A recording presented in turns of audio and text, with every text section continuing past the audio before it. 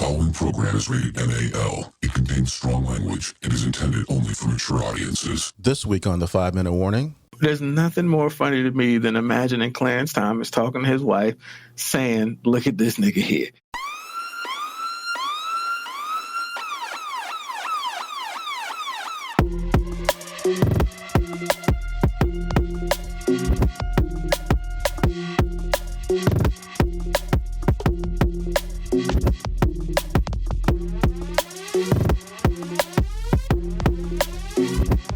Show that gives you everything and nothing at all. That's everywhere you don't want to be. It's Ruben, Mo B, and on the ones and twos, AG.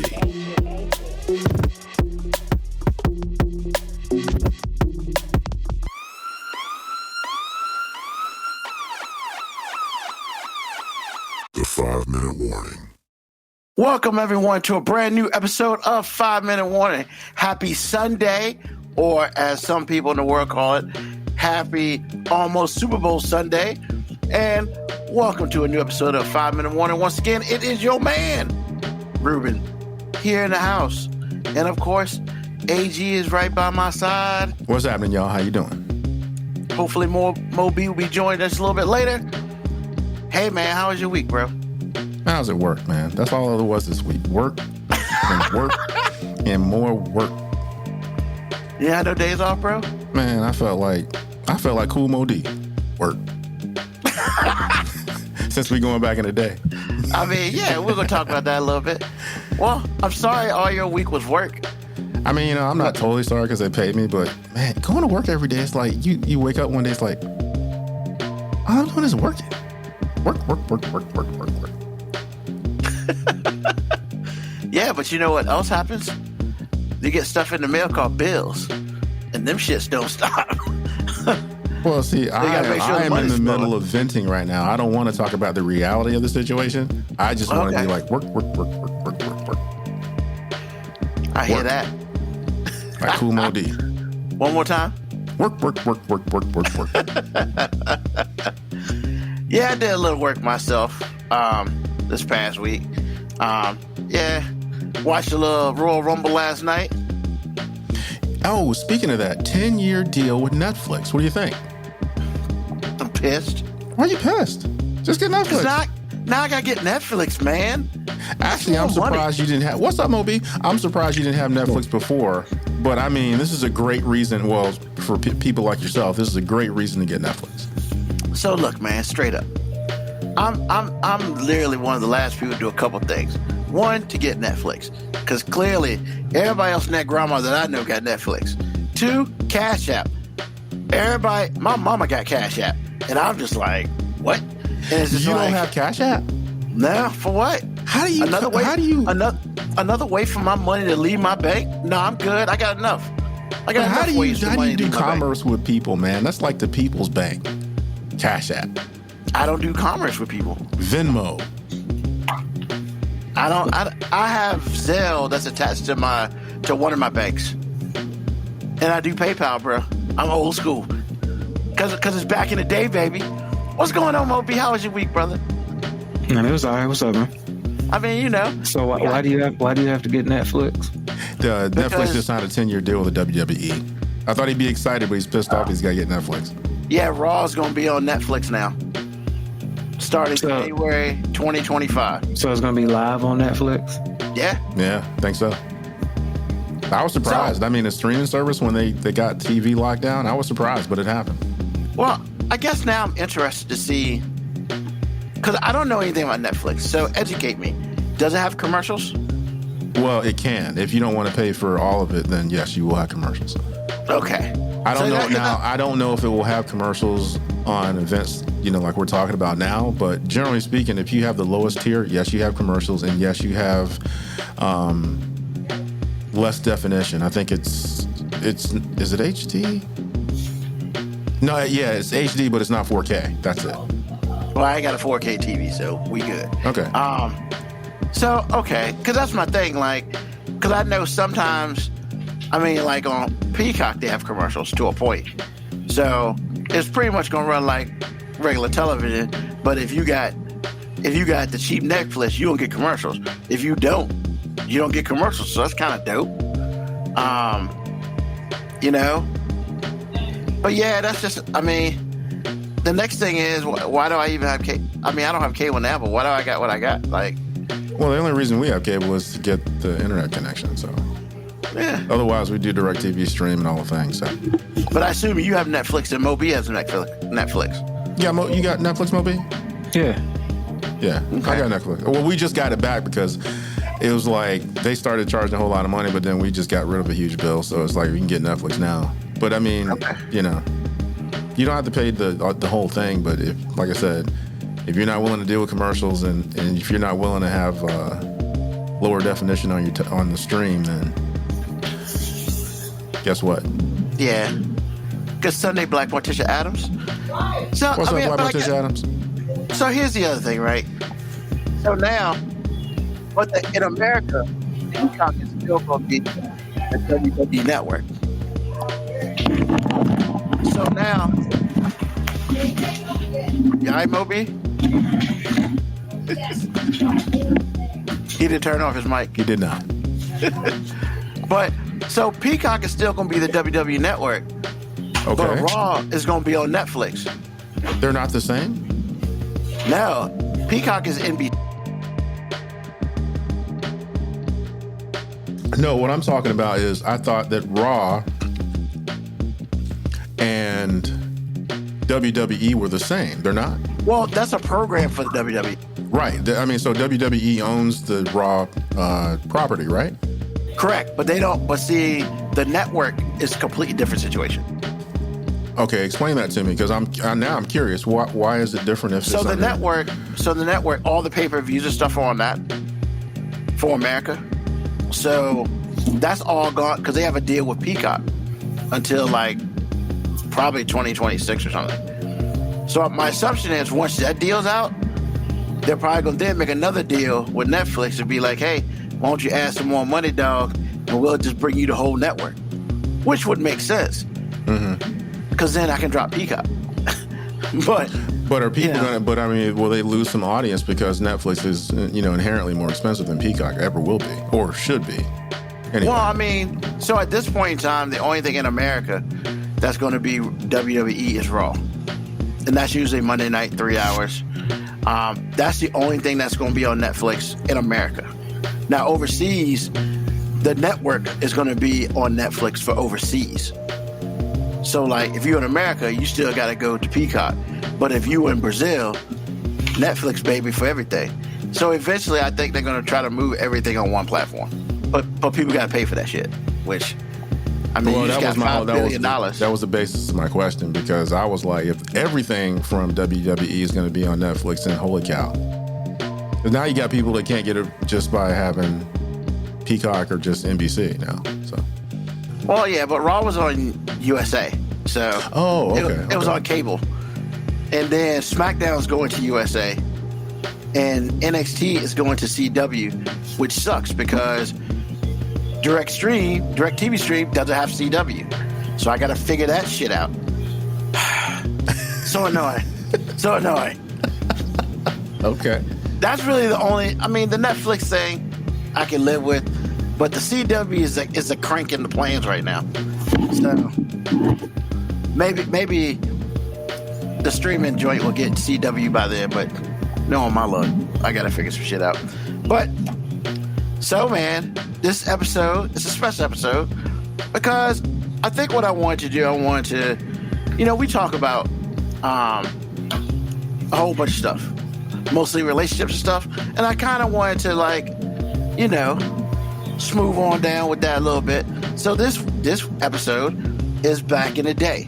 I almost called it Black in the Day, but that's not rare. That's not fair. So I didn't want to do that. I was black in the day. I mean, true. At least I hope so. I mean, back then Michael Jackson was iffy. So that's what they said anyway. So we're gonna start today with some questions. So the first question, as you saw, was. And I'll let AG answer this first. AG, back then, were you down with OPP? Okay, first of all, and I never knew for sure, but officially, what does OPP mean? Other people's... Depends. See, exactly. What does it mean? What is it... When Naughty by Nature wrote this, what was their intent? Because I saw the video, but then I could never get a straight answer from anyone. So what does OPP actually stand for officially as far as they're concerned? So if we're talking to them, I believe correct me, Moby, I could be wrong on this. Man, don't ask me to correct me. You talking about some shit that happened when I was a fucking kid. But you know what OPP is. And I thought Naughty by Nature was whack. And there's no redeeming quality from Naughty by Nature. They have never had any song other than the hip hop array thing that white people just love to just jump all around and do this shit to. So I mean, as soon as I saw the question, I was like, man, you got to count me out because I don't give a fuck about this question. Like, well, all right. We see Moby's back. Fired up, y'all. He won't here last week, so he got a whole lot. No, man. I'm about to say, and also like I listened to the song. Different verses on the song meant different things. There's other people's property, other people's pussy. Like there's a whole bunch of things it can mean. So I mean, you just asked a very vague question about a very whack ass song about a time that I'd rather forget in hip hop. Like when people thought that shit was good. So I mean, like. Well, Ruben, you tell me, were you down with OPP? Because obviously you must have thought the shit was awesome because 30-something years later, you're like, hey, let me make a fucking random-ass question about OPP, which means you were listening to that shit on your Spotify. You was just like, you know what? It wasn't that bad, which is usually what people say when they know they listening to something whack.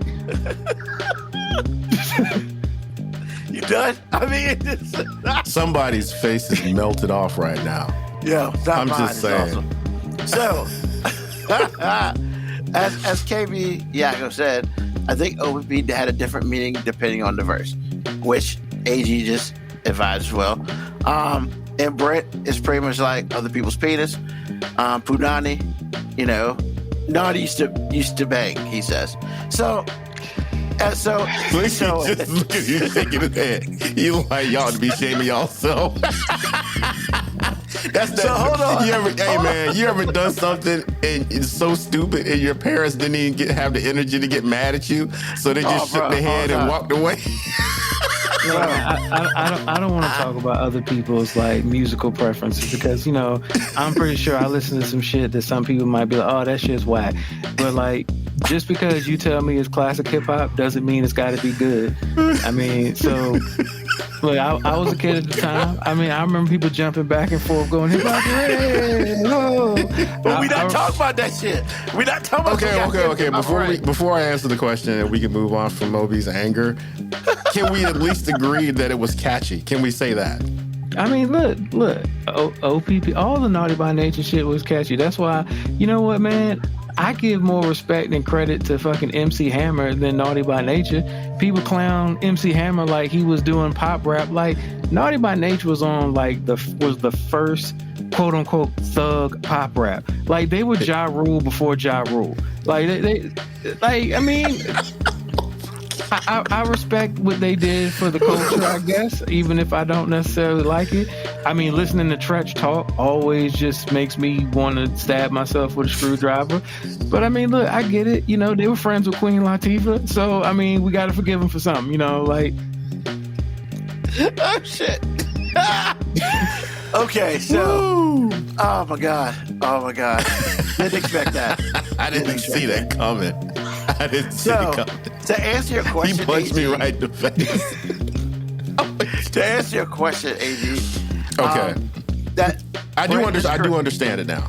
I do, because I thought it was a definitive, acronym, but apparently not. So because I never really truly listened to the song necessarily. It was on the radio, it was catchy, and I moved on. It wasn't like it was definitive in my life or life changing. I do remember it. It was really catchy. But I also remember Vanilla Ice too. So just saying. It was really catchy. But was I ever down with OPP with respect to other people's punani? One time. And I'll tell you the story. I had my first pretty girlfriend She was really pretty. Stop it. No, man, I gotta tell you. Stop it. Hold on. I gotta tell you a story. Hold on, man. You opened the door for this. You opened the Why you gotta hey. say it like that, bro? What? Why you gotta say my first pretty girl? Because there were some times, man, I was just like, nice was really important to me. But I have come to find out that you should pick a girl that can walk and chew gum. I'm just saying. So, you know, she was smoking hot, man. It's one of those things I was punching way out of my weight class. So we dated. I think we dated for about a year or so. I'd gone to Chicago to visit family for the summer, and she cheated on me with another dude.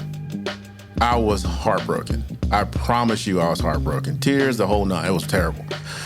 So, you know, life goes on, whatever it is, school year starts, and she called me up. Just out of the blue, random. And I was like, okay, what do you want? Because, I mean, you know, she's with this dude, and they're, like, together. This is like, I'm thinking this is going to go all the way to, like, 3 kids and a 401k. So, you know, I moved on or whatever it was finally. And so she calls me out of the blue. And essentially, this turned into a booty call a couple of times. And I thought about it beforehand because it's like, as badly as I hurt, I was like, do I need to put these people through that too? And I thought about it, I was like, no, that's not really cool. The dick took over. No, actually, I was still thinking with my head, and I was like, I'm not gonna worry about it. It is what it is. And it was the first and last time I ever banged a girl angry. And it was just like, yeah. So that one time, absolutely. I commend you, AG. Why do you commend me off such an awful act? I mean, I'm just saying, because you had the foresight and wherewithal to just be like, you know what, this ain't the move. I don't need to keep moving and living like this. Because a lot of people be like, man, this shit ain't got nothing to do with me. She want to get up. Hey, that's their relationship. I mean, that's what I'm thinking. But it still wasn't cool to do. I did it twice, but it just wasn't cool to do because, I mean, because the first time, even though that's why they did me, it's just like, that's just not some poison you pass on. But in the moment, it wasn't I was thinking of my dick at all. It was just like, I was pretty angry. I mean, look, man, like I said, I commend you, man, because that has not been my thought process in the past. Mine's like, hey, look, like,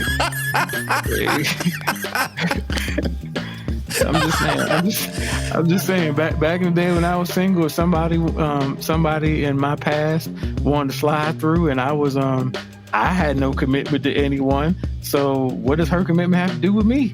Like, she chose. Like, I didn't proactively go try to slide in there. Like you said, she called you. She did. It was real random. You know, I had the policy, I don't ask no questions back in the day. Somebody would have called me and been like, hey, I don't know. Plausible deniability, baby. Hey, man. Because I remember because like about 2 or 3 months before she gave me a call, I was on this front porch in my parents' house with my new girlfriend. And we was just chilling. I said, hey, that's my girlfriend.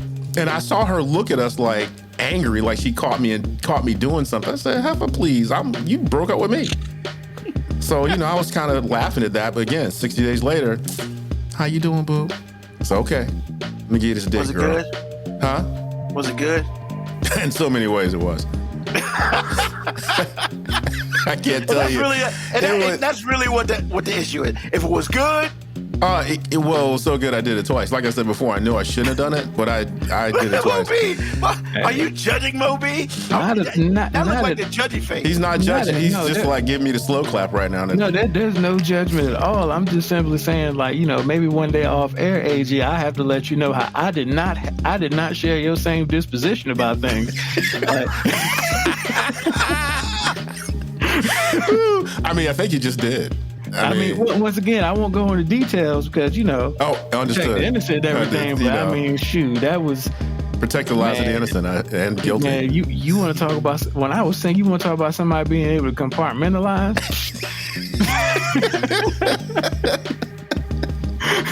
I was damn near a sociopath, man. Like, shit.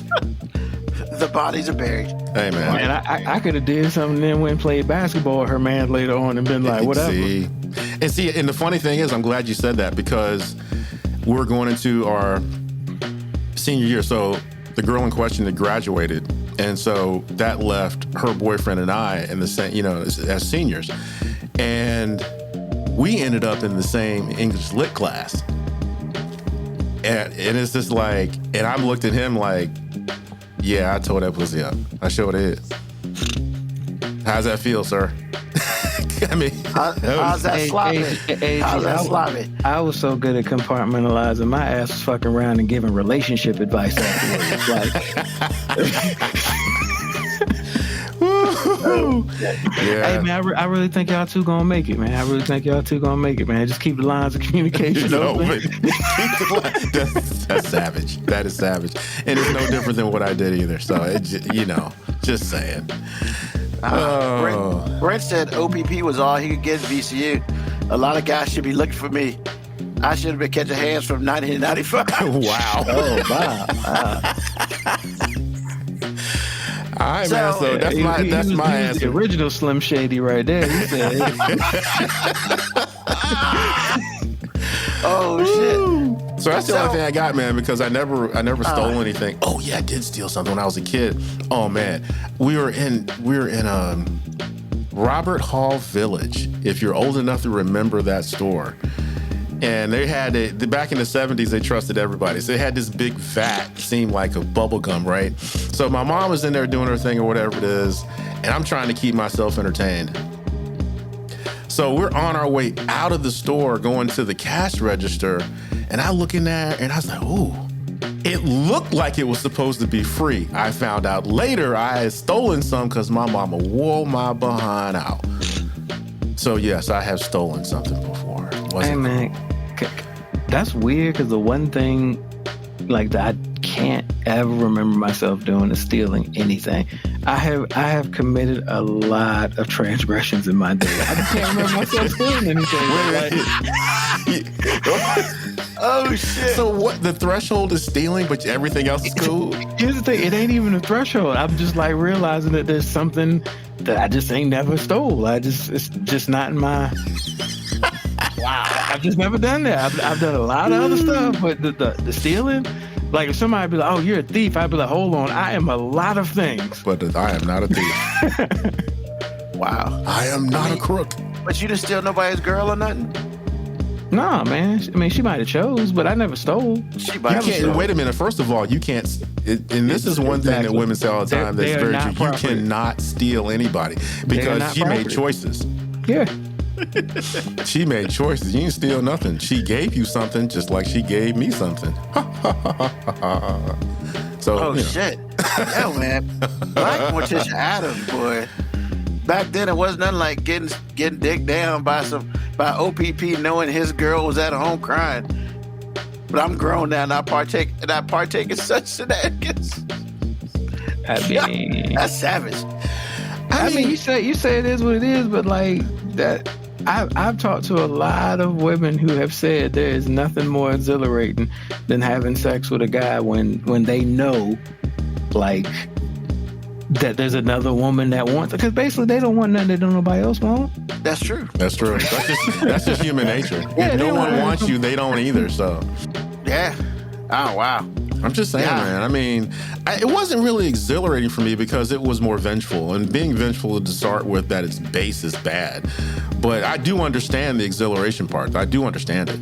I don't know if guys operate under the whole, like, idea of wanting to have sex with somebody because it's forbidden. Like, I feel like we're too simple for that. We want to have sex with the female because we're attracted to her and we want to have sex with her. And a lot of times it's cut and dry, man. What about the part of it that's like, to some men, wouldn't it be a greater conquest if you bagged and tagged a married woman? I mean, I don't know, man. Like, I don't know how many cool points you get for dirty macking. But I mean, but is there something to that? Is that dirty macking? I mean, didn't say all men, but to some men, wouldn't that be a part of a trophy though? It's dirty macking if you went to pursue some woman who you knew was married just because you wanted to have sex with her just because she was married. Now, if you want to have sex with her for your own selfish, I'm attracted to this chick woman, that's one thing. But if you was just out here dirty macking just on a conquest to ruin somebody's relationship, that's... She came to me. Well, again, we go back to the choices, man. She made choices to give you that booty. You said she came to you. Hence, I would not accuse you of set dirty macking. Thank you. I appreciate that. Because I don't want my name besmirched. Now, there are levels of dirty macking because, you know, there's the dirty macking that comes from the guy that plays the long game. You know, that dude that's been perpetually in the friend zone because he's like, one day, I know one day somebody like that. He's gonna give it up. And then if that one day comes, you know what? That's not dirty macking. He's put in time. Like that, he deserves that. He deserves it. I mean, yeah, I watched the dude work hard. That, you know, I kind of messed with his girl for a little bit, but you know, I saw him work hard every day, trying to get up in there, and one day he was successful. But AG, I was such a proponent for getting guys out of the friend zone. I remember back in the day, Big T. I was at college. Hey man, don't you be. I remember back in the day there was a chick that was actually trying to holler at me, but there was a dude I knew that had been so entrenched in the friend zone with her, but we all knew he was trying to get with her. So she would be hanging out with me, trying to holler at me, and I would be like, yo, but what you really need to be doing is talking to my boy T. You know what I'm saying? Because it just hurt. Wait a minute, man. Yeah, we help people. Is that what we help people? Bro, I pay it forward, man. I pay it forward. Pay it forward. So, okay, so since you did that, what is the opposite of dirty macking? Is that wingman? Is that what that is? Actually, yeah, because if there's ever going to be a wingman competition. Because you said you're a pretty good wingman. No, AG. I am fucking exceptional. You do not downplay my wingplay capability. I was an exceptional wingman. I was next level. Wait a minute, hold up. Look at y'all grown men frolicking. I love it. I can't do it, see? I got you, baby. Thank you. There it is. Oh man. Nah, man, I was exceptional as a wingman. Like he was pretty good. I was next level wingman. If you needed somebody's time to be occupied while you had ample time to layeth your macketh down. I've seen layeth your macketh down. I've seen this in action, AG. I believe you. I believed him the first time he said it about 3 years ago. I remember. I mean, it's just like I believe it. It's just so funny to hear. Hey man, I you know, some people got the gift, man. Like I just had the wingman gift, man. So the woman that was trying to holler at you, did she eventually go to this dude? I mean, yeah. I mean, he got his turn. He got his play. I don't think nothing came too deep of it, but you know. Nah, they're not together. He got his moment out of the friend zone, and really that was all that mattered to me. Very true. Yeah. You gave him a shot to shoot. Understood. Yeah. I mean, look. We do know one thing. She found out. She fucked around and found out because apparently she told it. Apparently he was like, lay that thing down. And she told it. She said, oh my God, I did not realize. And I was like, well, you should have realized. That's your fault. Woo. Okay. Apparently he was tree trunking. Like he was. Whew. That thing was apparently because she told the out of breath story. Like she was telling the story while she was sitting perfectly still about this guy and what he was packing, and she sounded like she was out of breath and she was sitting still. Talking to us. Like we wanted to hear that. He pulled it out and I was like, oh my God, like what am I supposed to do with that? Like I was like, hey, you grown. You grown. I guess you figured it out. Yeah. Oh my God. I mean, he was a really good friend. He was. So I'll say this, like to end this question. Back in the day, like I understand your thoughts about it, Moby, but back in the day, I guess because AG and I were quite at least 10 years older. Maybe 13 for AG, older than me. So y'all was listening to Feel Me Flow? Yeah, we was fucking around with Medallions by Nature. So, but I understand, how you might have felt. Yeah, this shit was whack, because back then it wasn't a lot of competition. I mean, for real. Because you had MC Hammer and his dancing ass, and then you had Vanilla Ice with his fake ass, and then then you had Milli Vanilli with their fake asses. So there's a lot of shit going on, and you kind of had to pick and choose, but it wasn't a lot of good choices. I'll say that, unless you go straight gangster rap, because pretty much when I was in high school, gangster rap. I mean, but Tretch wanted to be a part of that. That's technically he is. Yeah, he was aiming for it. It's just the problem is, he was too busy doing this shit and going back and forth and hip hop and arraying and. You're not wrong, man. And actually, yeah, that's true. It's got to be you're not true. Wrong. Because he came off without the soundtrack that he was putting down for his own life. He came off as really edgy. Yeah. But as soon as you put the song on, I remember going back to it and I was like, you know what? I guess that would make you a little less edgy if that's if that's your calling card.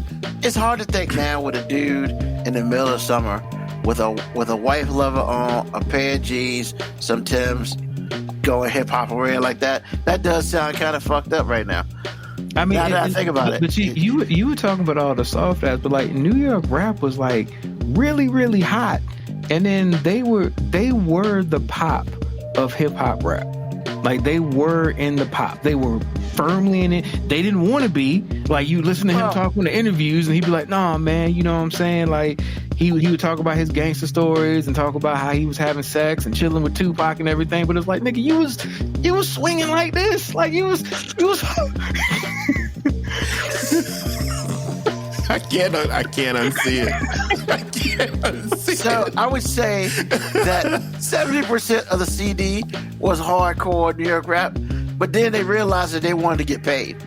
And the only way to get paid is to make videos and be a little commercial. I mean, I get a little, but they're only 3 or 4 tracks. Look, man, when your songs show up in the suburbs, you're more than a little commercial. Hey, man, I'm just saying. They wanted to get paid, though. I understand that. I'm just saying. It's just there were other hip hop artists who had really, really poppy or songs that came and got really catchy. I think of Onyx. The only reason Onyx started getting looked at funny was when Sticky Fingers did a celebrity match and got his ass whooped. Then it was just hey, it's hard to look at these niggas as the hardest niggas. He had a line, Sticky Fingers. I'm not even gonna say it, but once again, their image just changed, but they didn't change their music for it. It's just they happened to strike a song that got popular with people. Naughty by Nature made a cognitive decision.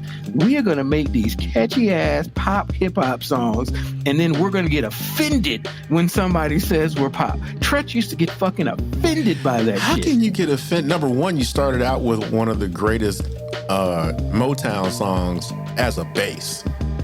The sample was ABC.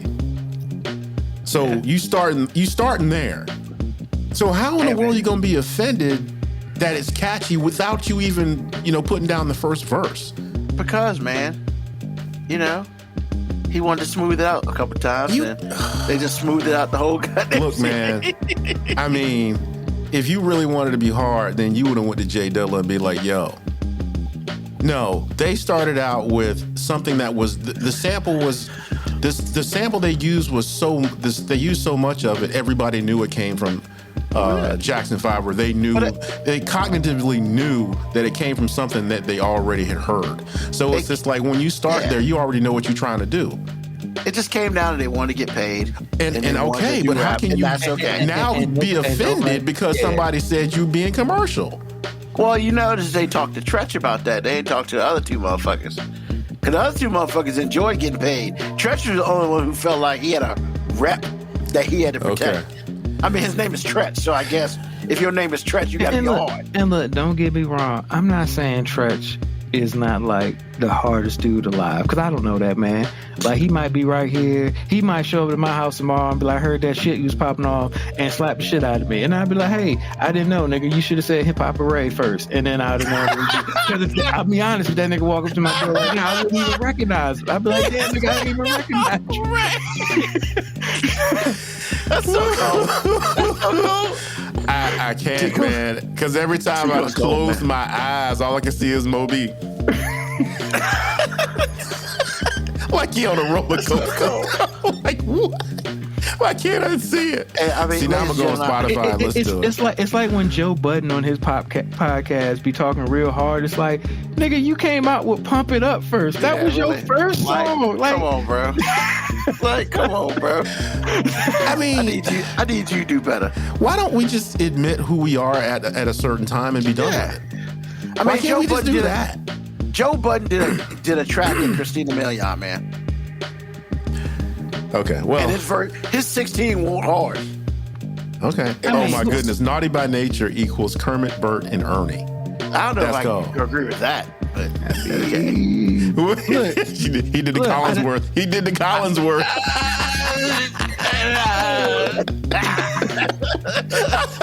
I'm just saying, you got a microphone and. So, all right, let's go to question 2. I think we beat up on OBP enough. So, were you down with the latest clothing styles at the time? Now, I understand Moby, you know, it might be a little different when you were in high school, but like AG, were you down with like the CrossColors and like the African medallion and all that shit? Well, here's the thing.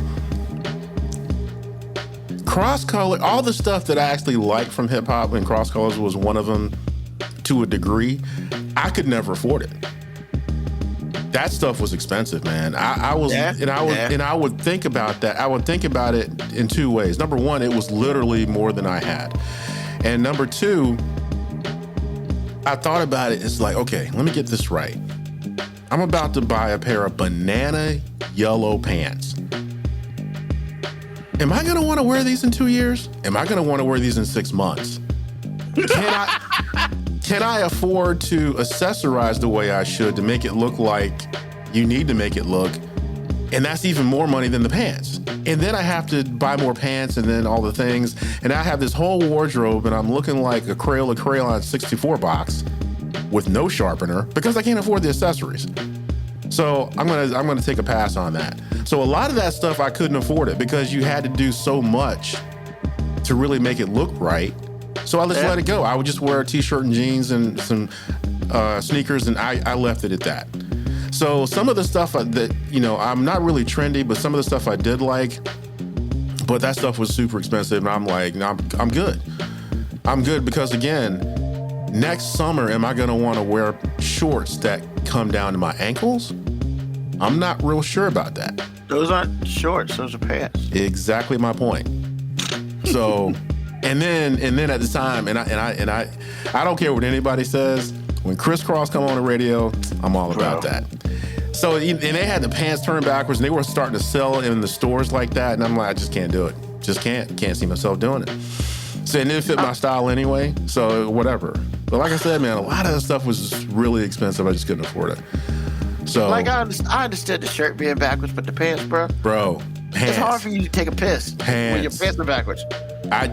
All the things, but that's what they were doing. I remember they were on Arsenio Hall shows. They, man, we're gonna be wearing our pants backwards forever. And I looked at them and like, fucking hope that. You're not. Eventually, you're gonna wake up one day and be like, this is stupid, and turn my pants around. I'm just saying. I did have an African medallion though. Yeah, I never was a necklace guy, but that's felt like not very long. If you start running, does it beat you up? I mean, does it crack your sternum at some point? Well, if you had the heavy joints. I mean, if you got one like for real, like a, you know. Not like a medallion, like if you throw it at somebody, you can knock them out. No, I ain't had one of those. Oh, okay. Did you have the leather one? Yeah, I had a leather one. Those were always it didn't last cool. very long. Why not? It was all right. You know, my pro-blackness just wasn't there for a very long time. And I'll put it like that. And that's so, how I'll put so it. if they had a bus boycott, you would have rode the bus, wouldn't you? Strong. I ain't walking. Fuck that. Especially to school. Man, kiss my ass on that. Walk or Shirley Brown. I'm walking. That's what it is. Yeah, hey, man. Tico, Mo B, what they have when you were in school, man? What was y'all talking about middle school stuff, so like that. Oh, so that was middle school for you, I guess. Yeah, that's middle school, like early middle school with that for me. That's now, was your mom buying you stuff like that, or did you even want it? Hell no.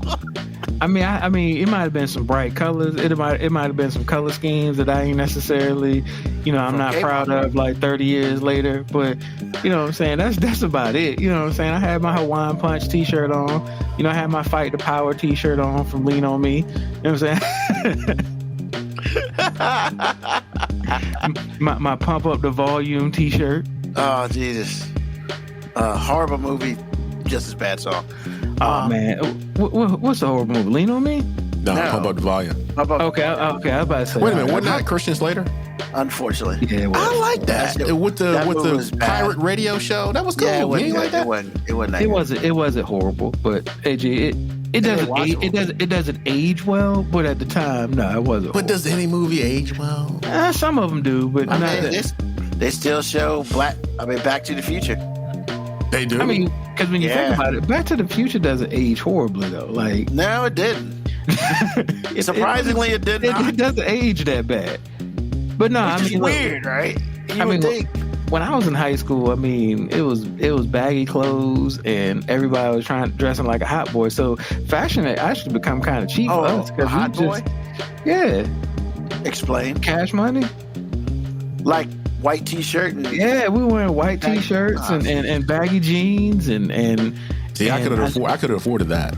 I couldn't afford the Jabro jeans, but I was like, I could do a big t-shirt. Yeah, I could do the big ass t-shirts, and I was with that. The t-shirts with the sleeves that hang down past your elbow, they were so big. Hell yeah! I was a big dude that really needed a 3X, watching all these little skinny ass niggas wear 3X t-shirts, extra long do rags, being mad as shit when I like go to Foot Locker to get them white tees, and they like all the 3Xs. I was like, nigga, everybody here 85 pounds. Where the 3Xs go? Yo, at my heaviest, when I was working for the company I work for now, and I was in Military Circle Mall, there was a Foot Locker like 4 stores down. And every week, like on Fridays, I'd go in there, try to get a jersey, basketball jersey. They ain't never have them. Why? How come y'all never have basketball? Like, didn't y'all just get a shipment? Yeah, we got a shipment yesterday, but all the little kids came and took all the big. Can you not do that? Like, F them. This America. I gotta respond to what K. Bianco said. He said no Bugle Boy jeans because Pastor Troy said so. What is wrong with Bugle Boy, man? Does this guy hate everything? I don't know, but not it won't just Pastor Troy because Trick Daddy, the girls ask, are those Bugle Boy jeans you wear? Hell no, bitch. You know they polo. Polos.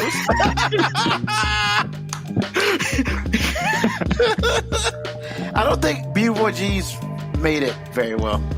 I remember there used to be a Bugle Boy outlet when I was in Georgia. There was a Bugle Boy outlet, man, and it was like back in the day when you ain't had no money. Like, it was hard not to have some Bugle Boy jeans. But wasn't that the wrong demographic though?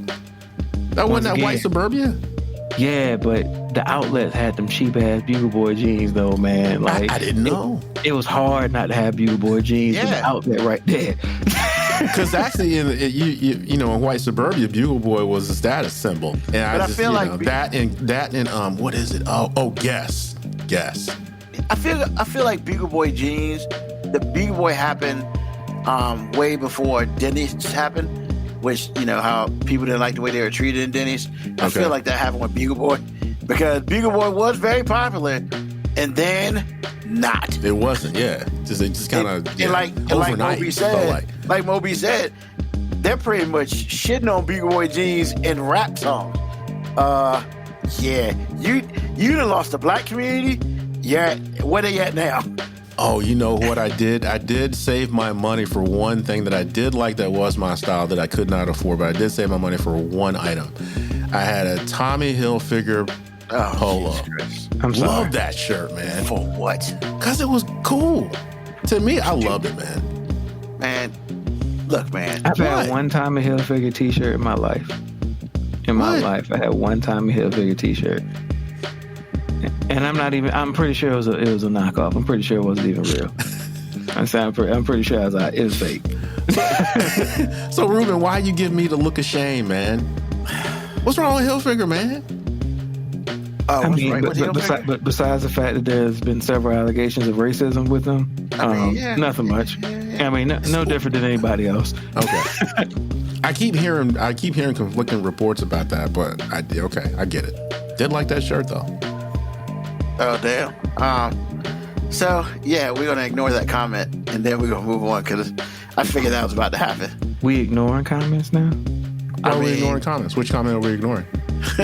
That Lions comment. I guess the Lions just started getting their ass beat. They didn't get their ass beat. What happened is... Well, they're only down by 3 now. Josh Reynolds decided that he was going to take... He wouldn't have been for himself? He was going to settle his gambling debts by being an awful football player. Right now, bro? Yeah. Like, you should have did that shit last round. Nah, he pretty much figured this is the best time to cash out and get all those loan sharks off my back. I'm just gonna drop everything. So, were there any trends that y'all were about in your high school days? I mean, look, I couldn't afford a lot of the trends, and I don't mean like I couldn't afford because like my family was inherently broke or something. It was just my mom wasn't about to spend hundreds of dollars on them new J's every time they dropped. And in Portsmouth, like a whole bunch of niggas had J's and didn't have no lights on at home, but they had them new J's when they came out. And man, J3s make it better when you can't see at night. Apparently, them shit keep you warm. when you gotta open the stove to get some heat, them J2s. Hey yo. I literally remember niggas like coming to school late, and I'd be like, "Why you coming to school late?" Oh, because my parents took me to go to Foot Locker to get them J's when they came. I'm like, bruh, like, I know where y'all stay. Like, they took you there. Like, your parents probably should have been at work. Like, and you needed to be in school more than any of us, because like, you gotta get out of if education is your way out, like, bro, you been making some bad business decisions. Oh man, nah, man, never had. Well, I had one pair of J's, and they were the cloth J's. And back then, whoa, back up. When were there ever cloth Jordans? There are some cloth Jordans. You mean it might have been knockoff. You're not talking about the retro ones, are you? I'm talking about the red and black ones that weren't made of leather. They were made of cloth, I guess. It's not leather. It's like, I mean, Bro, you just hit. I'm gonna have to do research on this. You had some individual J's. you had on some J. You know what? That's cold. That's cold. Mean, what are those? These are J2s.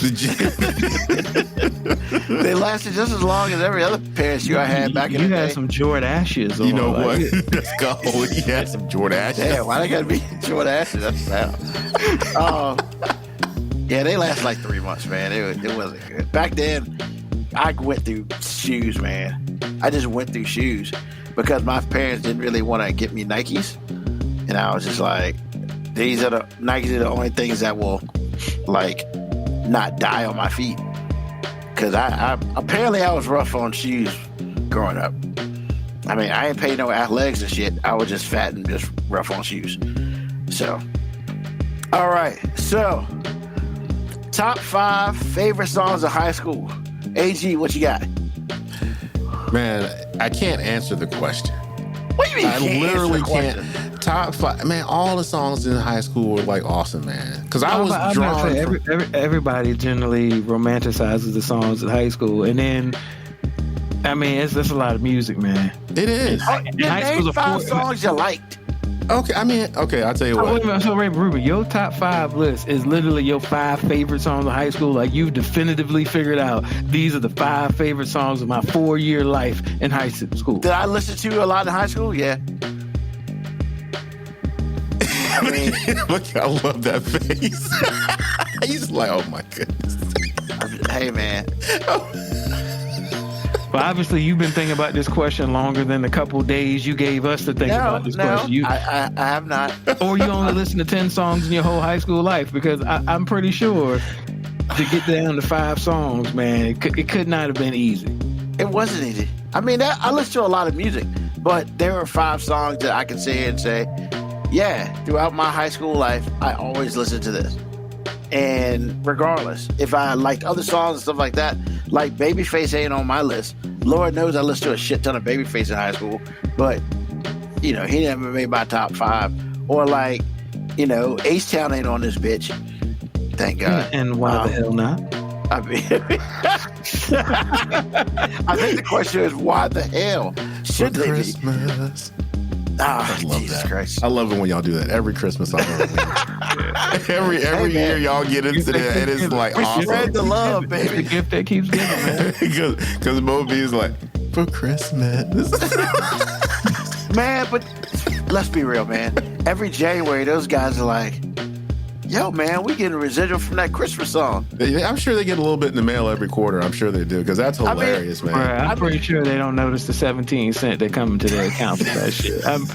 Not from the Christmas version, baby. Like, unless they lump it in with the regular version. Well, yeah, they lump it in the regular check. 17 cents for a song like that, they probably signed a really bad deal. I'm just saying, we're going to hope that they sign a decent deal. I mean, it's not JT money, but, it is what it is. All on Luke, man. I ain't saying Luke signed bad deals. I'm just saying, yeah.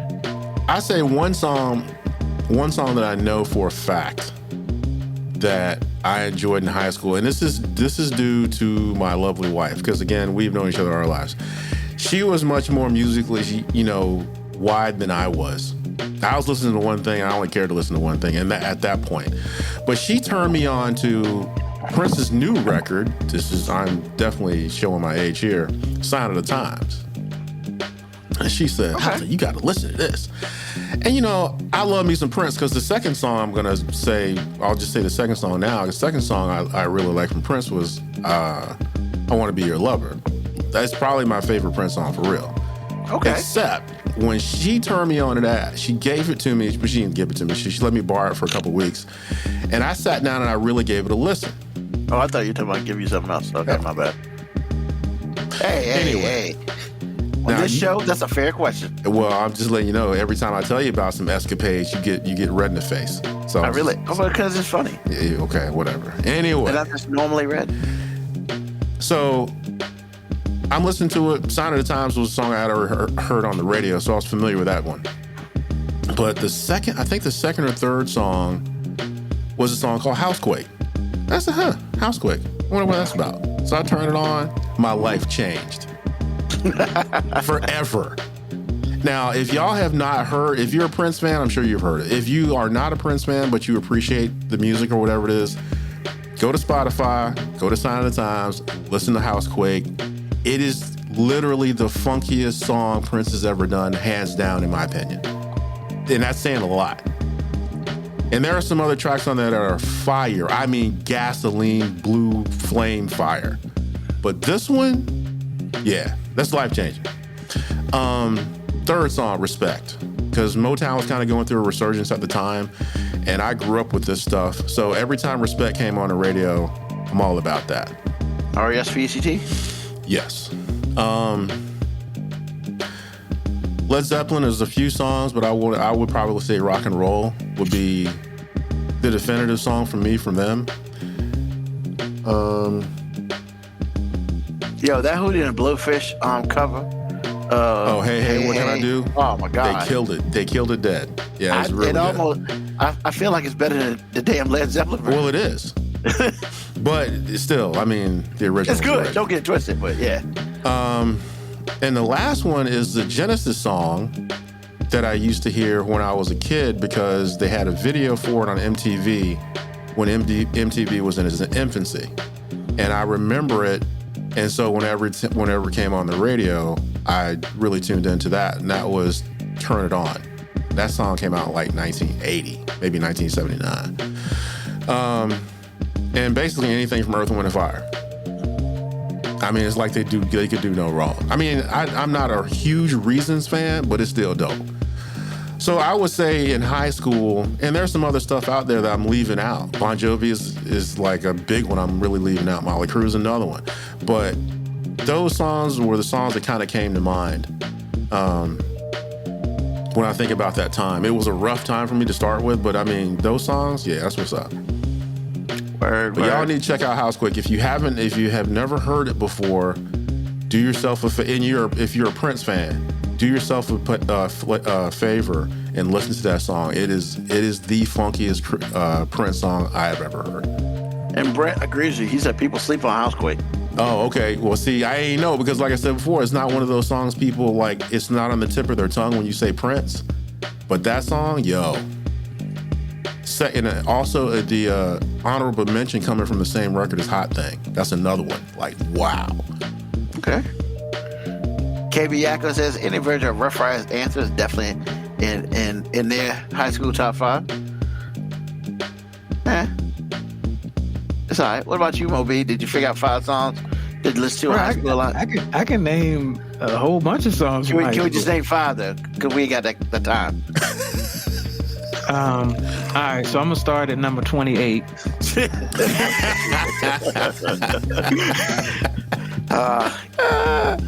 should have been on last week's show, man. I would say Master P, Make 'Em Say Oh yeah, I love that. Nah, I love that. Then I mean it's kind of a natural transition, but Back That Ass Up, Juvenile, taking over Which for the version? 199. Bro, what do you mean what version? There's more than one version? There's There's a radio and an album. Exactly. And the radio I don't really version- call that a version. That's just okay. But it is. But I mean, you're right. It is. different. Officially, it There's a is. distinct difference because Lil Wayne is different on the radio Exactly. version Yeah. versus the album version. But I don't really care, like, because that's the least influential part of the song. Like, the most impactful part of that song is that fucking crazy ass timeless beat that Manny Fresh laid down for that song that unifies women of all age groups, nationalities, cultural backgrounds. With To back that ass doom, up. doom, doom. When that shit drops, all women drop their differences and they unite to shake their ass for everyone. I didn't know all that was happening. Hey, Oh, go yeah, to man. go to any company fucking Christmas dinner or Christmas function where there's a DJ. Oh, If wedding. he drops on Back That Ass Up, you can look around all the women from different ages, backgrounds, cultural upbringings. They all stop what they're doing and do some version of shaking that ass. Grandma. Grandma. I mean, another one for me was Drew Hill, Beauty. I don't know why. That just seems like such a high school, you got a crush on a girl song. So I guess that was timeless for me. And then, of course, I mean, in almost every top 5 we do is Outkast Bombs Over Baghdad, which I still think is the most impactful song in hip hop. I think every time somebody asks you about music in your top 5, you need to just have like 4 because we already know Bombs Over Baghdad gonna be. It's 4 and impossible for me every time, no matter what the list is. 4 and impossible. And I mean, I wanted to like do something that was like in a different genre, but I mean, honestly, that's not how I was living back then. So I'm gonna drop that ghetto spiritual C Murder. Down for my niggas. Down for my niggas. That song is dope though. Bruh, like, cause I played sports, so in football, like before every game, dun, dun, dun, dun, dun, dun, dun. And then, and now, white schools in the Southeastern Conference play it, and it's just hilarious to watch Alabama play that music and put on the scoreboard, down for my defense. Yeah. That's what we call them. I didn't niggas. even know that was Down for my on third down, Alabama was get hype. Dun, dun, dun, dun, dun, dun, dun. I'm just like, really? Yes, but then again, really. it's no different than being at University of Georgia and watching them niggas play past Detroit and hear all the white people just be hype about it, man. You haven't lived until you see these white people that feel it. And they be singing it. They know the words. They know the words, AG. Even old white people know the words. And I'm pretty confident that half of the stadium is saying nigga. They have to because they know that's what the song says. They have to. In fact, I would say it's a percentage of those people that say it out loud because their fandom, their stadium is pretty white to start with. Yeah, man. Just like K Bagger said, they down for them naysayers. I was thinking about them. Down for my naysayers. But yeah, like in high school, because I played sport, like I couldn't get away from that song. Like every musical, every sporting event, dun, dun, dun, dun, dun, like it's gonna play. So I can't even think about high school without it. Word. Awesome. Thank you. So, I was a very different person back in high school. It's kind of weird, but I was. So, in no particular order, I learned what West Coast rap was in high school. I mean, NWA, Fuck the Police. Man, I was all about that shit. And then the cool thing was, my parents are like, you can play anything you want. The door just must be closed when you play it in your room. What? Thank you for the freedom. Man, it won't loud, but I'm pretty sure the parents walked by the door and heard some fuck the police coming straight from the underground. And they kept it moving because that was the rule. Because your door was closed. My door is closed and it won't like super loud. That was the rule. So hey man, I am all about, You know what, man? I don't mean to interrupt you, but only thing in my mind right now is Aunt Shirley humming it under her breath, talking about F the police. I can't unsee it. She would never admit it. I know. But it'd be awesome. It'd be awesome. I want to picture her saying cruising down the street in my 6'4". Yeah, I can see that. I can't unsee that either. Yeah, rolling in my 6'4". Exactly. LL Cool J, I'm Bad. Ooh, that was good. I mean, I was a big LL guy. That's like really, LL is like one of the few New York rappers that I would fuck with. Wait a minute, wasn't that the same record that had Mama Said Knock You Out on it? No, that was the next one. Okay. That was next, yeah. Okay. Yeah, but LL Cool J has always been a favorite of mine. But once again, I've professed on this show and the majority of my life, I'm not a fan of a lot of New York rap at all. LL Cool J is just one of them. I was listening to LL's greatest hits in high school, so that's even though he was still making songs, like we called it greatest hits because like I was talking about the songs before he became an R&B artist. Shut up. And then don't get me wrong, he was a very good R&B artist at that. Like he was really good, but hey lover, I thought LL was part of the crowd that actually ushered in "You Need a Hook in This." No, he absolutely is. He's one of the pioneers, and he used to bring niggas that could sing to do it. And then he was smart enough. And then all these other niggas started taking shortcuts. Yeah, all the other rappers started taking shortcuts. And like, and they actually, I say started taking shortcuts, but really they were making better business decisions because now they ain't got to pay nobody. Exactly, but they're horrible. Yeah. Oh man, that's funny. Number 3, I mean, Smooth Criminal, man. Like, yeah. Now, do you like the Michael Jackson version or do you like Alien Ant Farm version? I mean, if you had a Desert Island version, which one? They're on the same. They're on the same level to me. It's just different. Hold on. The reason why it's on the same level is just different. It's different things. It's like if I just want to kind of just rock out, Alien Ant Farm kills it. But if I want to just enjoy the music and stuff, and just think about all the crazy ass dance moves that I'll never be able to do because I'm fat and stuff like that he can do, yeah, I like Michael Jackson. But to me, they're on the same level. This is why I can't put them on the same level. It is not because I think, Alien Ant Farm did some injustice. It's like when you listen to Smooth Criminal, the song is longer because it has more of a break. It has more of the breaks in it. Yeah. You have more of the actual song performance, like lyrical and everything in it. Alien Ant Farm's version is so dope and it's brilliant because they made a very condensed version of the song too. So basically it just rocks, it hits you, and then it's over with. They get in, they get out. Yeah, it hits you and it's over with. That's the brilliance of it. Like, they didn't let it drag out, because if you let it drag off, now every little individual break, people compare it to the one before. But Alien Ant Farm comes in and hits you so hard with just a pure rock version of it that you never have to compare it. You just appreciate both versions. Yeah, it's I would say is one of the best remakes of all time. Of a remake of a song, that's one of the best. I'm not saying it is the best. I'm saying it's one of the best. Top 5 easy. Well, the reason, I think the reason so many people feel good about that version is because it's not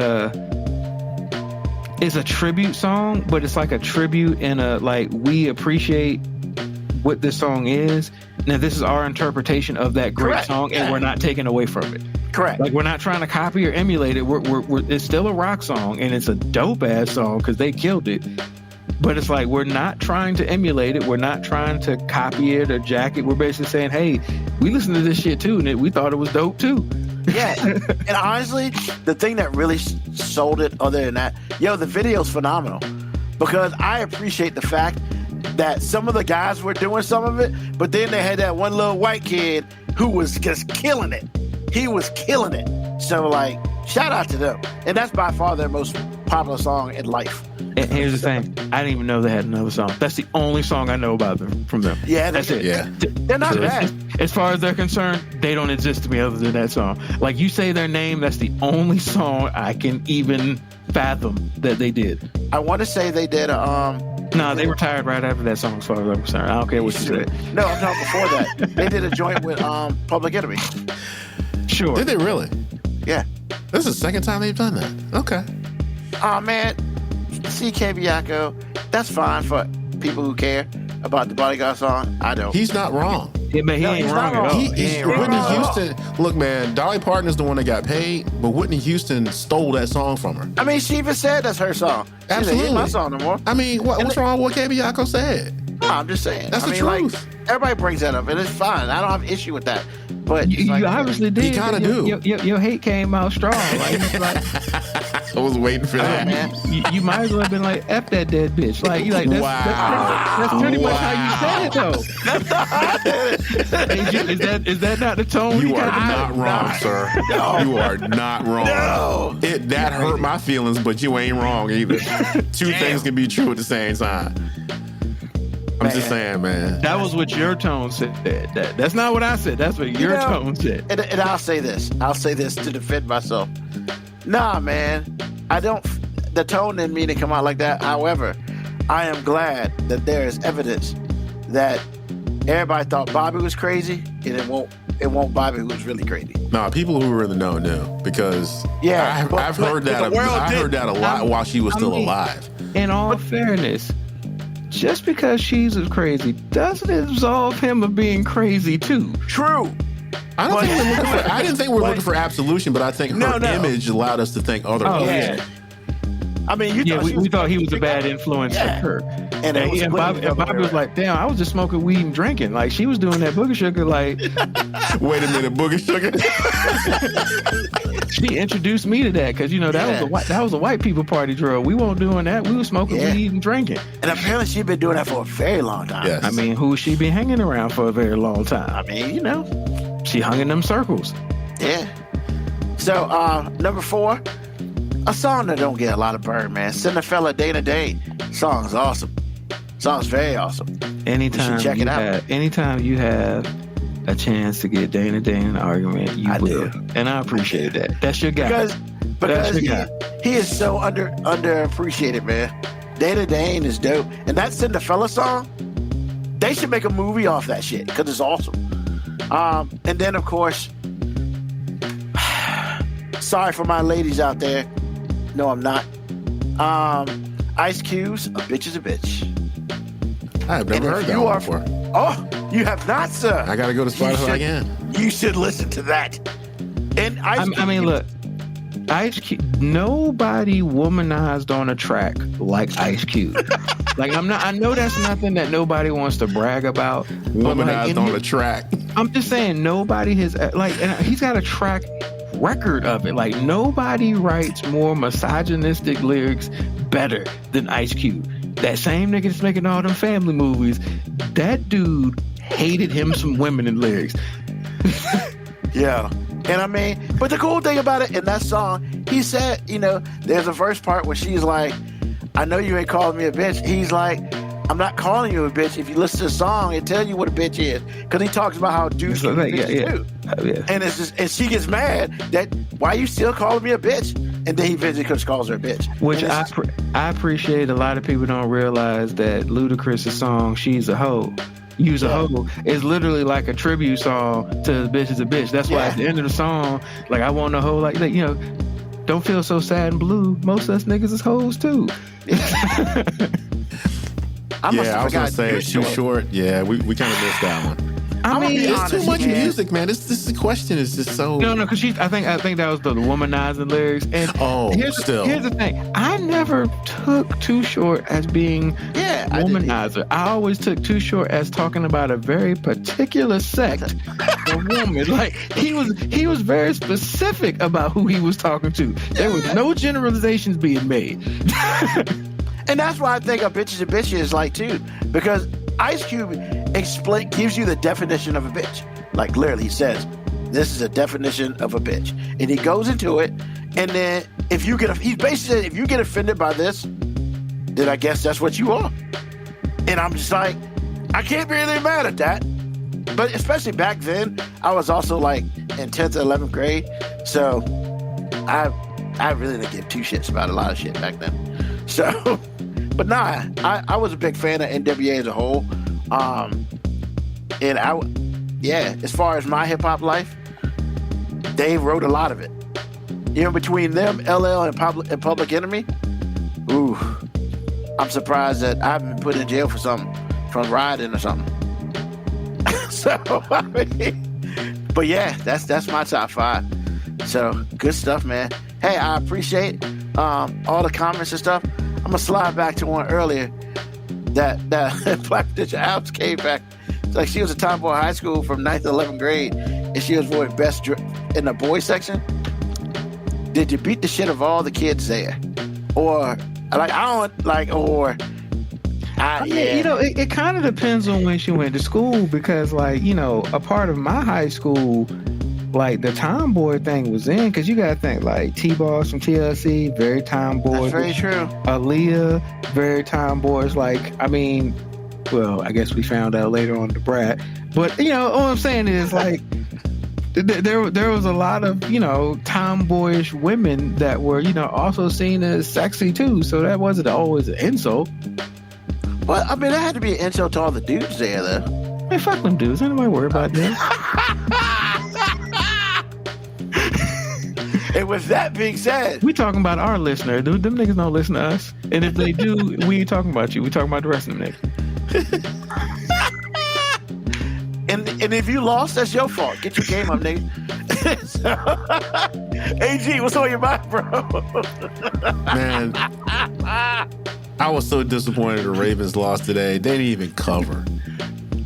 Ain't nothing to it. It ain't deep. I was disappointed that they lost. I was like, man, Lamar, you were right there and changing the narrative on yourself, and didn't even cover the 4.5. They didn't give it up like the Lions did. They didn't, because I was watching the score as we were doing the podcast, and I'm like, how you gonna be up 24 and then lose? But come on, man.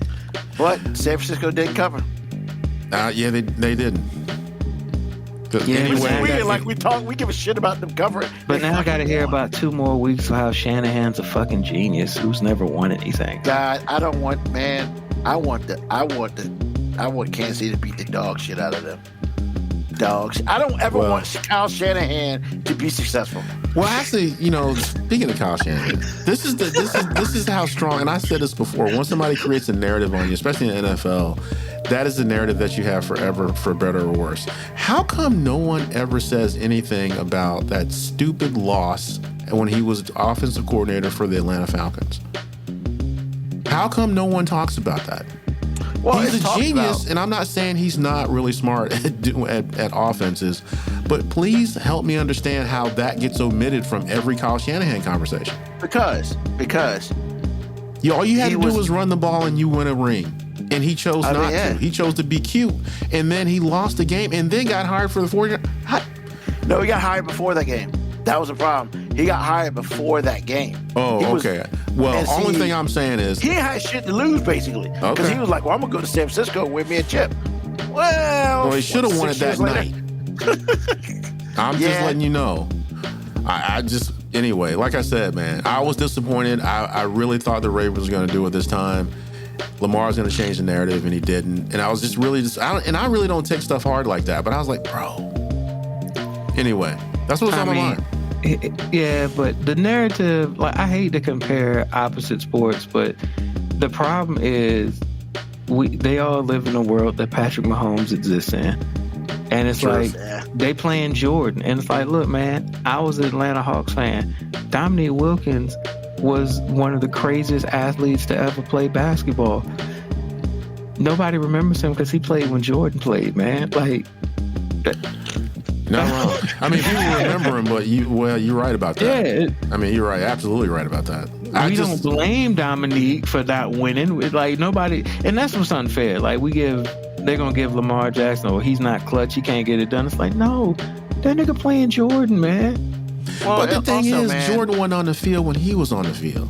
What I'm saying is there were mistakes made, and I just hated to see it go down like that. And again, this is no disrespect to Patrick Mahomes. I'm just like, Lamar could have changed the narrative on who he was, absolutely. And I'm like, good gravy. That's all. I think State Farm just rigged all of it because they got to make sure all their folks.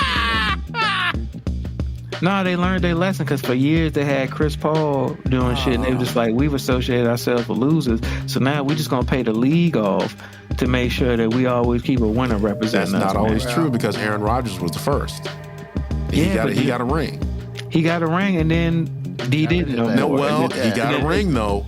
He got a ring. If this is what we're doing, he got a ring. Hey, but Pat got two. Oh my God. I mean, look, we say what we want, but Pat got two. And they slowly got off of Aaron Rodgers. We had Bijan Raji doing discount double check. They were slowly getting away from Aaron Rodgers. They were just like, hey, nigga, you ain't won in a while. We got to start getting some other people up here.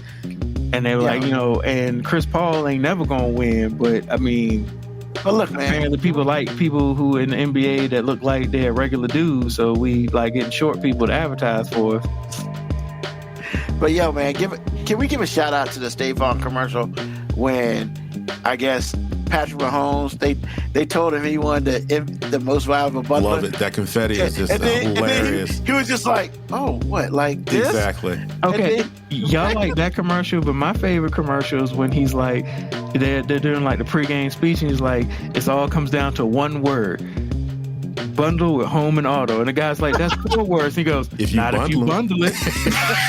I love that. I love that commercial.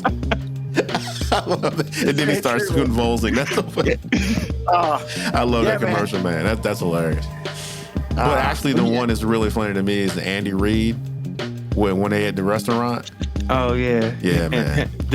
Us laughing at Andy Reid being fat. Oh, my God. Hey, let's do that again with those nuggies. Oh, my God. Okay. He didn't say nuggets. No, he said nuggies. Like, nuggies. Oh, I do. Yes. Anyway, that's what's on my mind. You're going to get them next year, Lamar. But, man, good gravy. Anyway, go ahead. All right, Moby, what's on your mind, bro? All right, so my youngest daughter turned 12. And happy birthday. Yeah, man. So we were in the car yesterday, and it was just me and her, and other people were in the store, and it was just us listening to music, and Boys in the Hood came on, and we're listening to it. it's fair to ask, man. I guess you're right, but the only one I care about I need Eazy-E rapping. Okay, thank you. That's my favorite.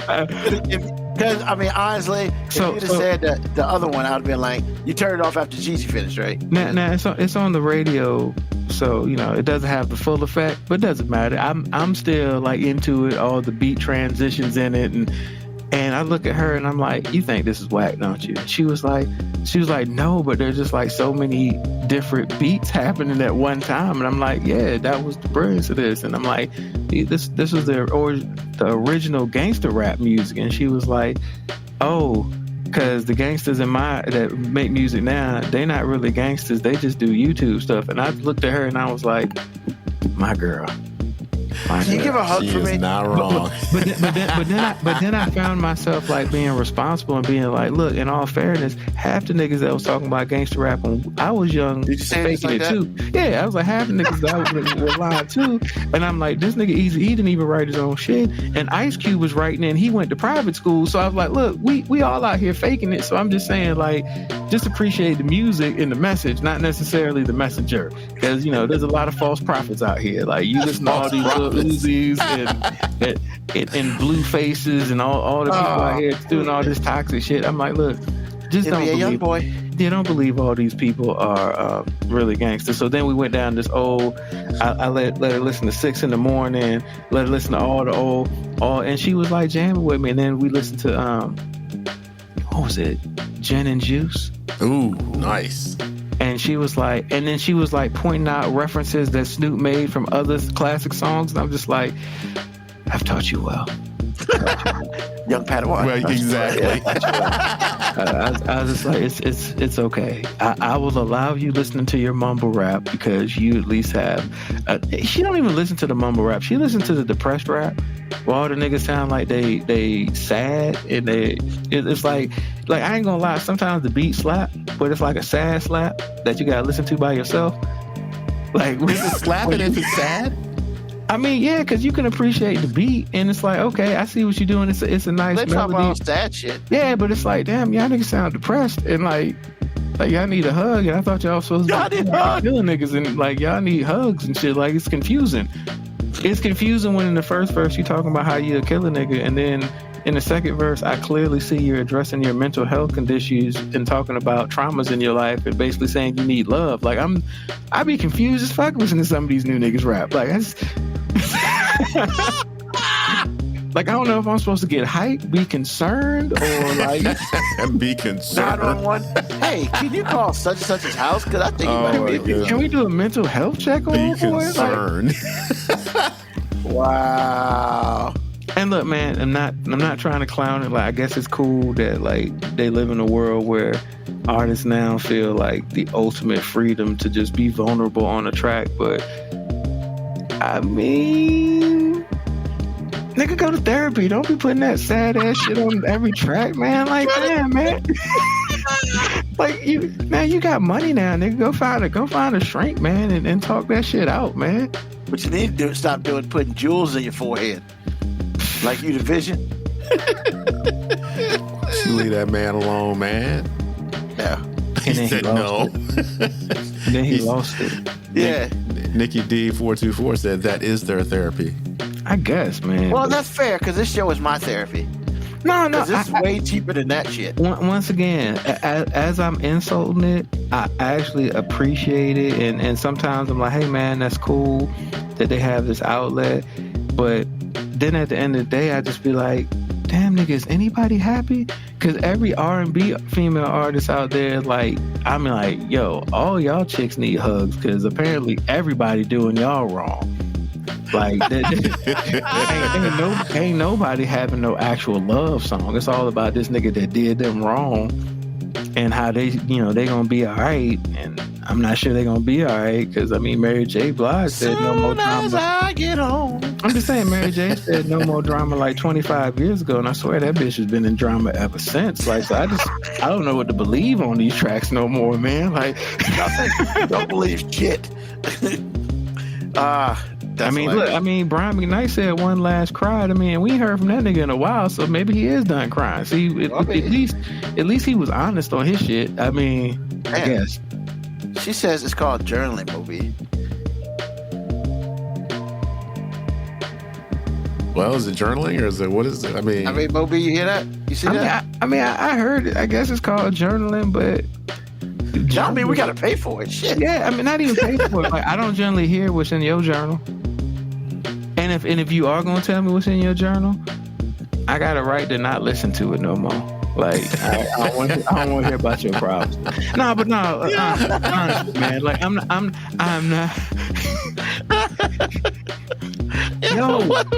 No, but he ain't wrong. Like, I told you about the song. Like she's literally committing murder in her song, and like everybody's like, cool. That's the top 5 at 5 right there. Top 5 This bitch is talking about murdering her ex, and we like, that's the number 1 most requested song of the day.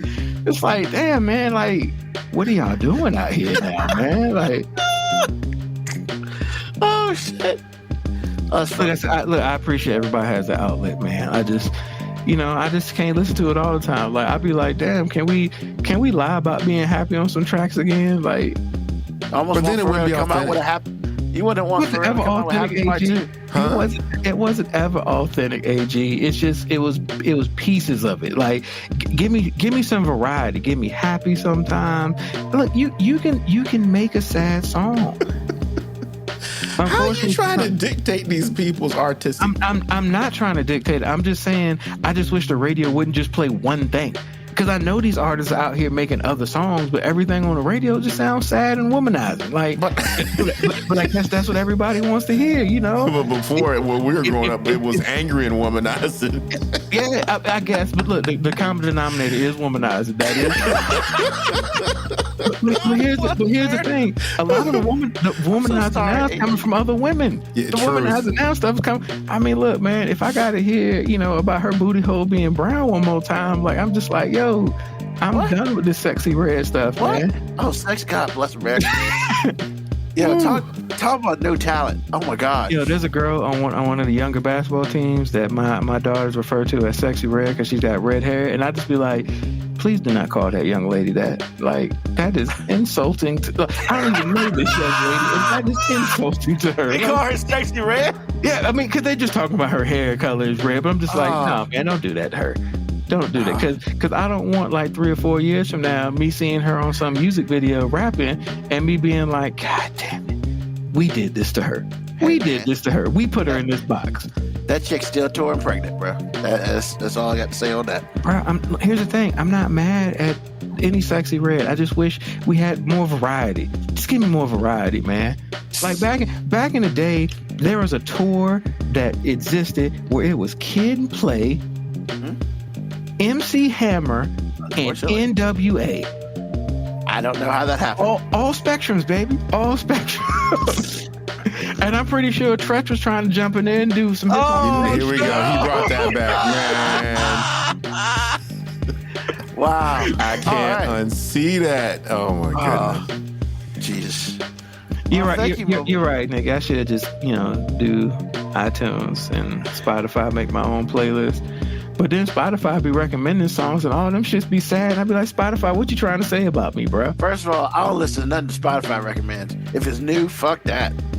Look, man, Spotify in the R&B soul section, I love Spotify because I hear a whole bunch of songs that I'll never hear on the radio. But you're right. When it comes to like hip hop music, ooh, that shit is hit or miss right there, man. Like that's just miss all day. Like I can't do it. I can't. Oh my God. Man, I be listening to some hot ass Lil Yachty songs and Lil Boat. Hey, Lil Boat. Yeah. Lil Boat, man. Lil Boat. Hey, Lil Yachty is a pioneer, man. All right, he is a pioneer. He is a jewel, and we have to protect him at all costs, man. He was on AHA too. Jesus Christ. All right, thank you, Moby. Yeah, man, and I'm KB Yako and I be on the same shit, man. What's on my mind? This punk ass motherfucker, Tim Scott. Bro.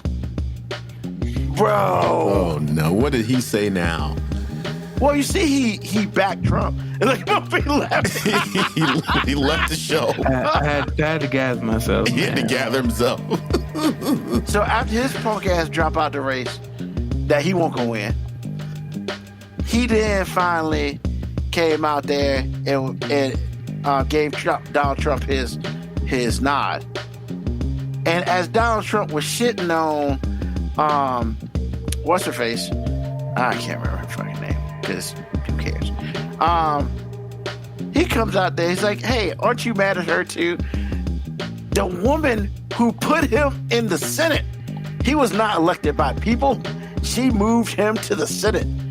And then he's like, nah, man, I just love you. Negro, what? Bruh,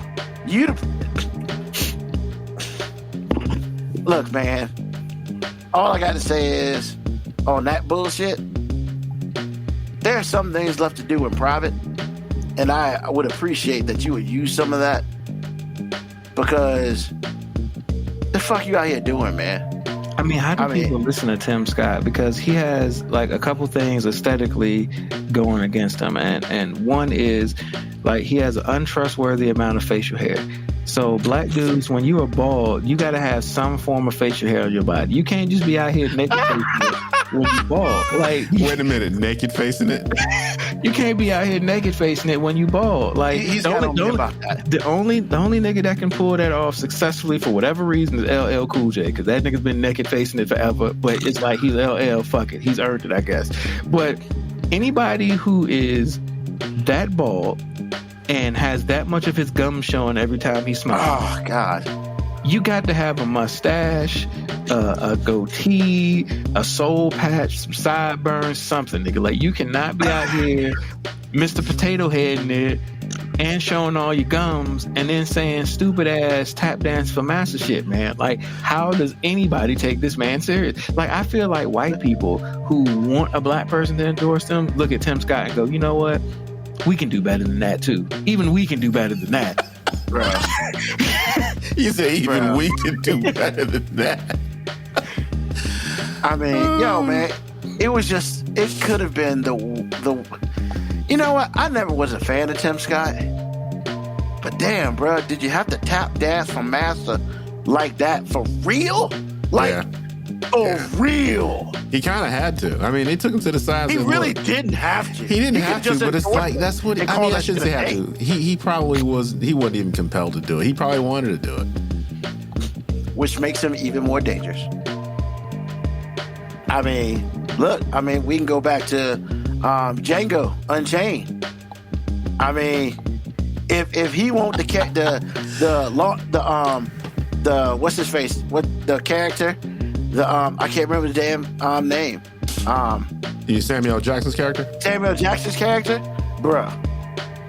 Like, pretty bad. He got up there and just, like, he did everything but dance. Like, physically dance.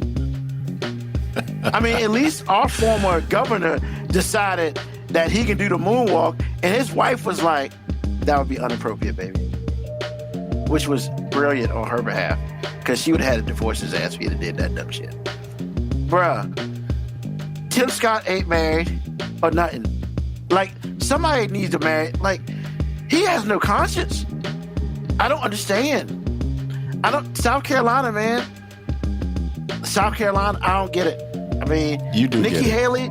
Nikki Haley's one thing, who is not a white woman. She is a person of color. No, she's not.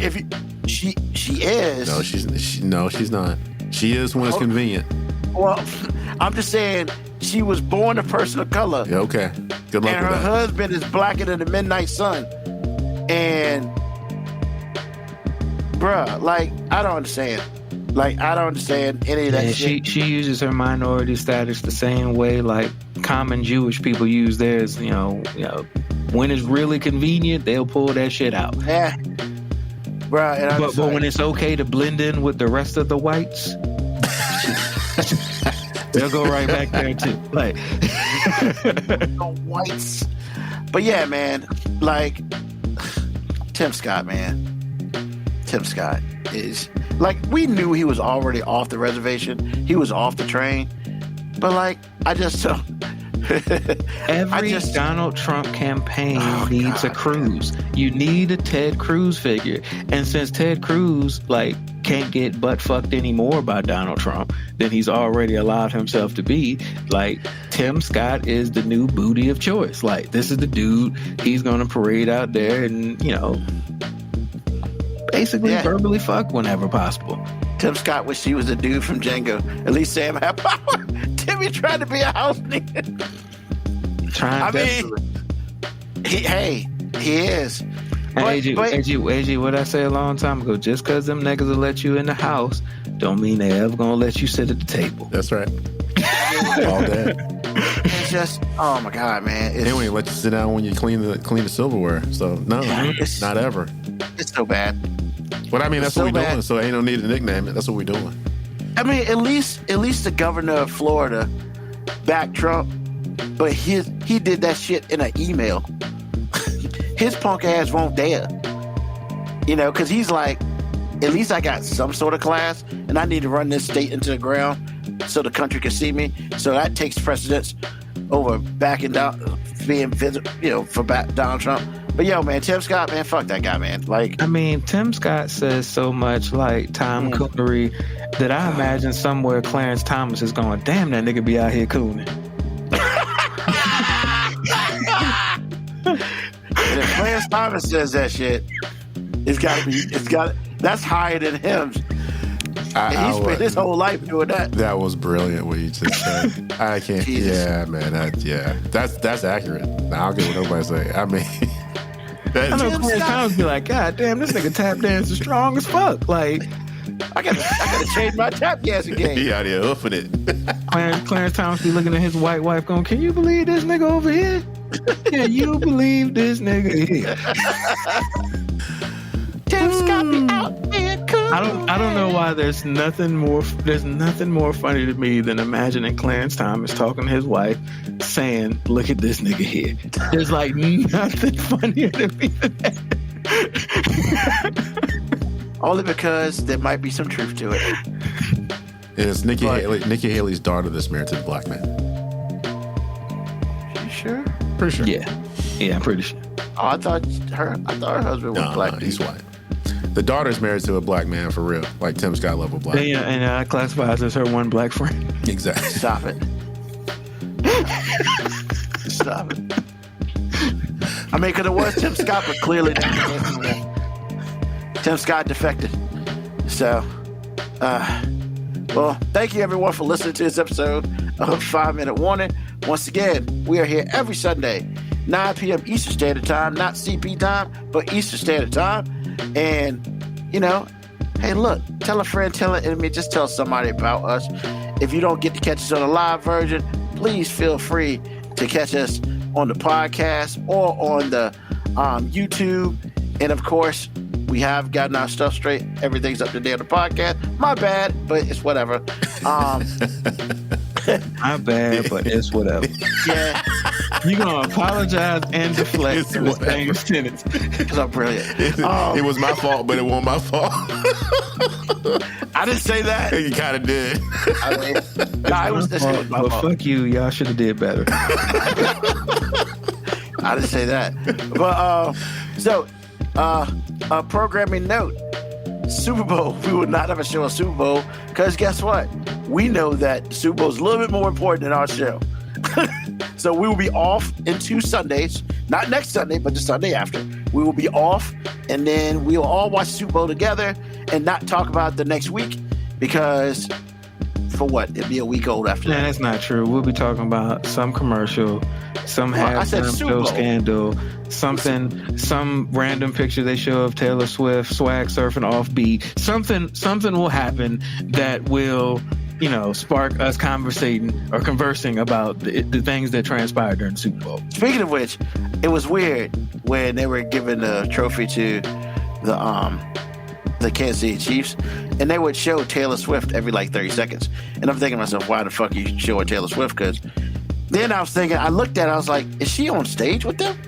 So but she wasn't. So here's the thing. Somebody in my house expressed to me that, well, they understand that a lot of people think Taylor Swift's a big deal. And I'm like, so do they think people are only watching this football game? There's a sect of people out there that are only watching this football game to see the 5-second clips of Taylor Swift between plays. Yes. And she was like, yeah, they probably are. And I was like, well, fuck those people and everything they stand for. Like, Woo! Well, all right. I mean, Mo B is going on the fence for all the young white and brown girls out there this watching has Taylor nothing to Swift. do with Taylor Swift. This is like, yo, we're watching a football game. Why are we putting the camera on somebody that has no impact on the game multiple times? That would be like if we went to a Taylor Swift concert and all of a sudden, I bet they wouldn't pan to Kelsey in the audience every 15 seconds between songs. You know Kelsey's why? not in the audience because he's in the back because he's smart. I mean, I'm just saying. Taylor Swift has to get in the back. On the bus. Oh, wait a minute, not doing that. I'm not getting canceled by Swift. Now, don't get me wrong. Yet. If Kelsey's brother was there with his shirt off, drinking in the audience, I do want to see that because that's fucking entertainment. Because that motherfucker is just shit. I mean, yeah, but yeah, man, Taylor Swift has become, at least for now, a fixture of the NFL. What do you know? What do you I think? mean, in all truth, I'd rather them show clips of her than have to listen to Gronkowski talk. He's gotten All better. right, which one, Gronkowski or your boy?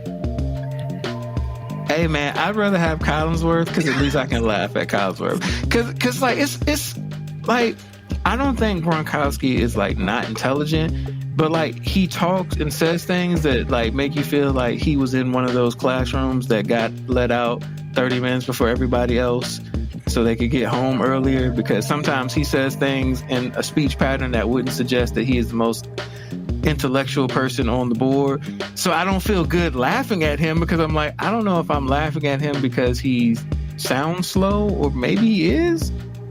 Maybe he is. At least with Collinsworth, it's just like, you know, like I just know Collinsworth just gets stuck on nouns. Like that's what it is. Like he gets stuck on certain words and sentences. It's like a stutter, but it's like a refined stutter that he does that apparently white people love because they love him as a broadcaster. Because they just do. They call Chris Collinsworth a great play-by-play guy, and a great color, and I'm just like, nah, no thanks. All right. Well, Chris Collinsworth ain't on TV no more this year, so that'd be awesome. So, once again, we will see you next Sunday, 9 p.m. Eastern Standard Time. Tell a friend, tell somebody about us. And of course, thank you, Mo B. Thank you, AG. Thank you, everybody who listened to the podcast today, or listen to the show today and the podcast later on. Hey, man, we're going to do this thing again next week. So, as always, peace, love, hair grease, soul, and deuces.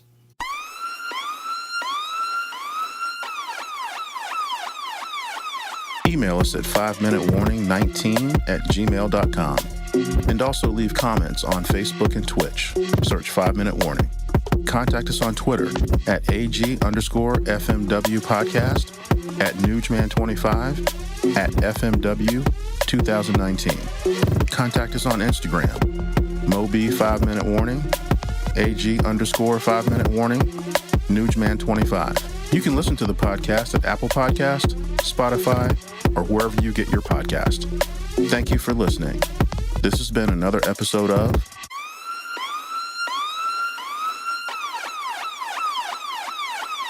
The 5 Minute Warning.